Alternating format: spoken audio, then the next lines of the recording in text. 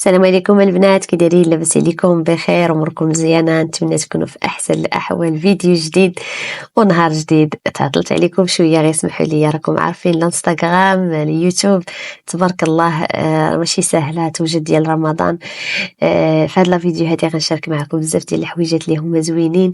واحد الحاجه وعدتكم انني غادي نحطها لكم ان شاء الله، اللي غادي تعجبكم واكيد غادي تحتاجوها في هاد الايام المباركه. ان شاء الله غادي نشرح لكم التفاصيل عليها مزيان. هنايا بديتكم بشويه ديال التحفيز، شويه ديال الروتين. اكيد كنا كنديروا هذا الشيء. هنا كان نهار 3 بزاف ديال المقاطع كنصورهم لكم وما كنلقاش الوقت باش ندير لهم المونتاج. هنا صورت هاد لا فيديو هادي كان نهار 3، كنت مشيت تقديت شي حويجات كانوا خاصيني. على ذكر شاركت معكم البريوات بالفخوماج والبطاطا اللي جاو خطيرين خطيرين خطيرين البنات.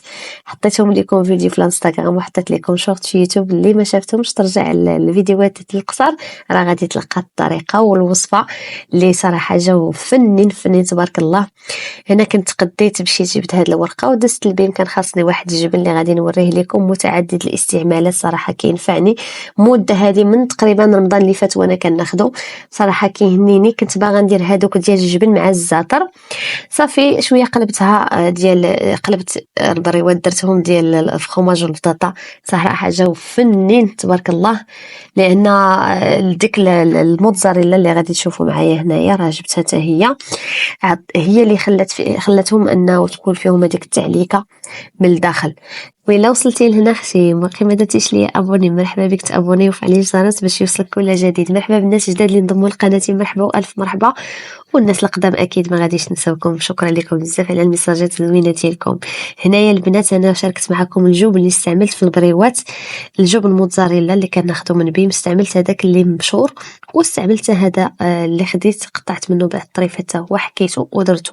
بالنسبه للبريوات راني شاركتها معكم كما قلت لكم البنات في فيديو قصير كاين في الانستغرام ديالي، وكاين فيديو قصير في قناتي في يوتيوب. هنايا شاركت معكم هذا الجبن هذا اللي هو رائع جدا، كنستعملو من رمضان اللي فات. متعدد الاستعمالات في البريوات، في المالح وفي الحلو وفي الماكله، كيستعمل في جميع الانواع الفطائر. بالنسبه لهذا الجبن هذا راه بعض المرات كتلقاوه بروموسيون البنات، كيدير 53 درهم، ولكن بعض المرات كينقصوا تيديروه غير 50 درهم.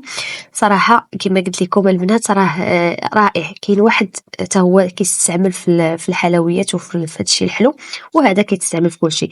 وهذه هي الوصفه اللي قلت لكم البنات. بزاف منكم صيفطوا لي في الانستغرام شرحي لينا، عطينا معلومات اكثر على هذه الطريقه هذه، وشنو السر ديال الباربه اللي كديري. وهذه بالنسبه لهاد الطريقه البنات انا كنت كنديرها من زمان. هذه بالنسبه للطريقه راني ديجا حطيت لكم فيديو قصير ما فيها، بس انا غادي نعطيكم هنا معلومه على هاد الطريقه هذه.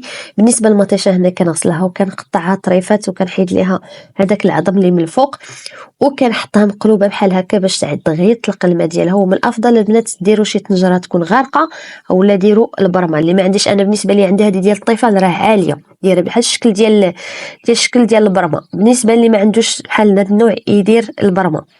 كديروا مطيشه هكا مقلوبه باش دغيا تلقى الماء ديالها باش ما تلصقش لكم من التحت. وكتقطعوا الفلفله. هنا بالنسبه لي درت 3 كيلو ديال المطيشه، وكملت بشي وحدين كانوا عندي في الثلاجه فضفتهم.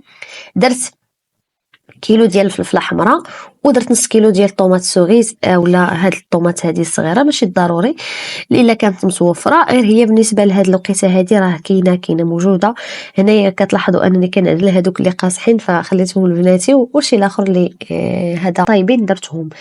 هنا غادي نقطع الفلفله، قطعوا كيما بغيتوا، قطعوها كبيره قطعوها صغيره، كلشي غادي يطيب كلشي غادي يطحن. فهنا هي الطريقه كيفاش تقطعوا، ماشي هي مهمه.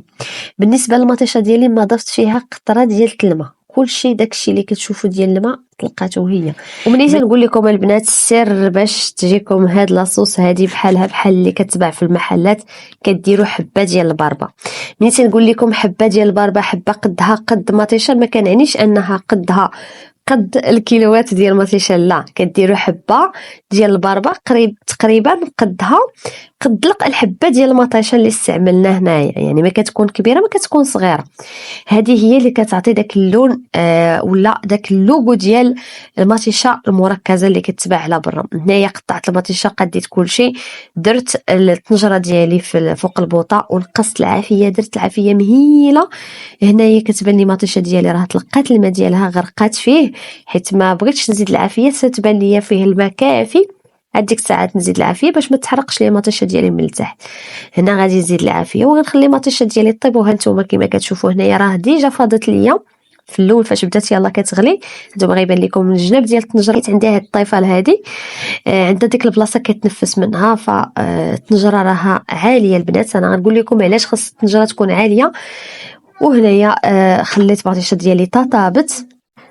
من بعد ما كطيب المطيشه البنات غادي نخليها تبرد مزيان وغادي ندوز نطحنها. بالنسبه للناس اللي عندهم الميكسور اللي كيطحن هكاك في الحراره يطحنوها، بالنسبه لي انا طحنتها هنايا بالهاشوار.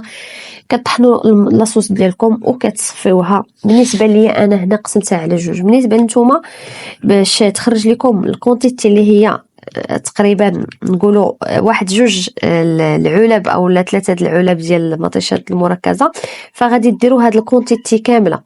ولكن بالنسبه لي انا فبغيت نشارك معكم الطرق بجوج.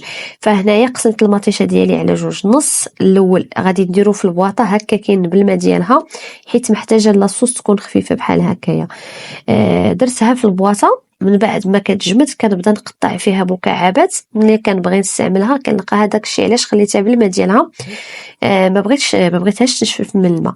وبالنسبه للاصوص الثانيه هنا فين قلت لكم الطنجره خاصها تكون عاليه. علاش؟ لان هاد لاصوص ملي كتبدا تغلي، ملي كديروها طيب فوق العافيه باش تنشف من الماء كتبدا تنقز، كطير هذيك لاصوص، فكترون الدنيا. ثاني حاجه كتحرق.